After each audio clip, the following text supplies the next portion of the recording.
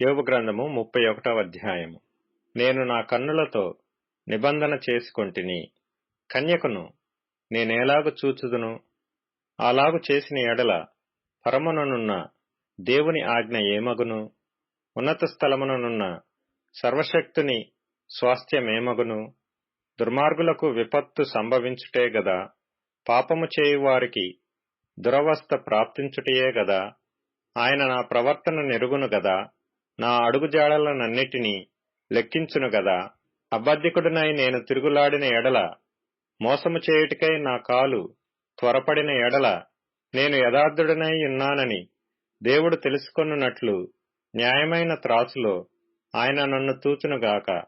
నేను త్రోవ విడిచి నడిచిన ఎడల, నా మనస్సు నా కన్నులను అనుసరించి సంచరించిన ఎడల, మాలిన్యమేమైనను నా చేతులకు తగిలిన ఎడల, నేను విత్తిన దానిని వేరొకడు భుజించునుగాక.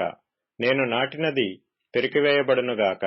నేను హృదయమున పరస్త్రీని మోహించిన ఎడల, నా పొరుగువాని ద్వారమున నేను పొంచియున్న ఎడల, నా భార్య వేరొకని తిరుగలి విసరునుగాక. ఇతరులు ఆమెను కూడుదురుగాక. అది దుష్కామ కార్యము. అది న్యాయాధిపతుల చేత శిక్ష నొందతగిన నేరము.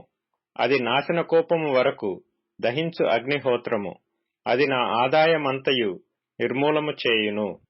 నా పనివాడైనను పనికత్తి అయినను నాతో వ్యాజ్యమాడగా, నేను వారి వ్యాజ్యమును నిర్లక్ష్యము చేసిన ఎడల, దేవుడు లేచినప్పుడు నేనేమి చేయుదును?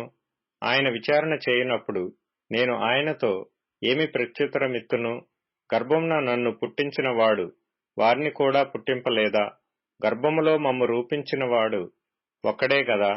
బేదలు ఇచ్చేయించిన దానిని నేను బిగబట్టిన ఎడలను, విధవరాండ్ర కన్నులు క్షీణింపజేసిన ఎడలను, తల్లిదండ్రులు లేని వారిని నా అన్నములో కొంచెమైనను తిననీయక నేను ఒంటరిగా భోజనము చేసిన ఎడలను, ఎవడైనను వస్త్రహీనుడై చచ్చుట నేను చూడగను, బేదలకు వస్త్రము లేకపోవుట నేను చూడగను, వారి దేహములు నన్ను దీవింపకపోయిన ఎడలను, వారు నా గొర్రెల బొచ్చు చేత వేడిమి పొందకపోయిన ఎడలను, గుమ్మములో నాకు సహాయము దొరుకునని తండ్రి లేని వారిని నేను అన్యాయము చేసిన ఎడలను, నా భుజశల్యము దాని గూటి నుండి పడునుగాక, నా బాహువు ఎముకలోనికి విరుగునుగాక.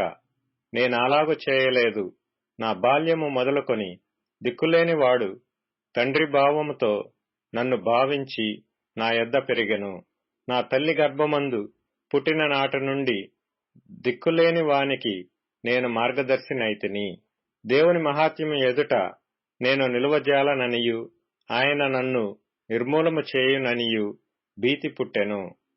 సువర్ణము నాకు ఆధారమనుకొనిన ఎడలను, నా ఆశ్రయము నీవేయని మేలిమి బంగారముతో నేను చెప్పిన ఎడలను, నా ఆస్తి గొప్పదని గాని, నా చేతికి విస్తారమైన సొత్తు దొరికినని గాని నేను సంతోషించిన ఎడలను, సూర్యుడు ప్రకాశించినప్పుడు నేను అతనినే గాని, చంద్రుడు మిక్కిలి కాంతి కలిగి నడుచుచుండగా అతనినే గాని చూచి, నా హృదయము రహస్యముగా ప్రేరేపింపబడి వారి తట్టు చూచి నా నోరు ముద్దు పెట్టిన ఎడలను, పరముననున్న దేవుని దృష్టికి నేను వేషధారినవుదును.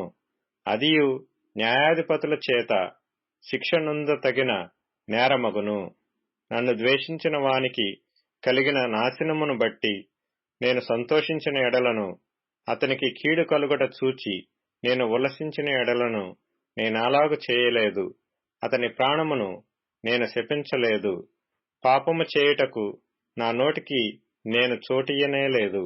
అతడు పెట్టిన భోజనము తిని తృప్తి పొందని వానిని చూపింపగలవారెవరని నా గుడారమందు నివసించువారు పలుకని ఎడలను, పరదేశిని వీధిలో ఉండనియ్యక నా ఇంటి వీధి తలుపులు తెరచితిని గదా.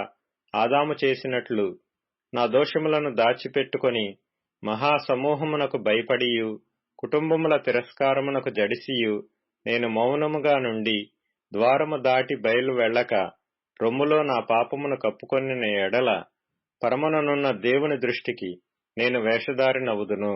నా మనవి వినుటకై నాకొకడు ఉండవలెనని నేనెంతో కోరుచున్నాను.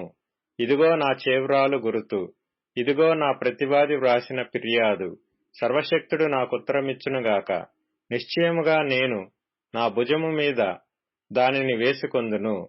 నాకు కిరీటముగా దానిని ధరించుకొందును. నా అడుగుల లెక్క ఆయనకు తెలియజేసెదను. రాజువలే నేనాయన యొద్దకు వెళ్ళెదను. నా భూమి నా మీద మొర్రపెట్టిన ఎడలను, దాని చాళ్లు ఏకమై ఏడ్చిన ఎడల, క్రయధనము ఇయ్యక దానిననుభవించిన ఎడలను, దాని యజమానులకు ప్రాణహాని కలుగజేసిన ఎడలను, గోధుమలకు ప్రతిగా ముళ్ళును, యవలకు ప్రతిగా కలుపును మొలచునుగాక. యోబు వాక్యములు ఇంతటితో సమాప్తములాయెను.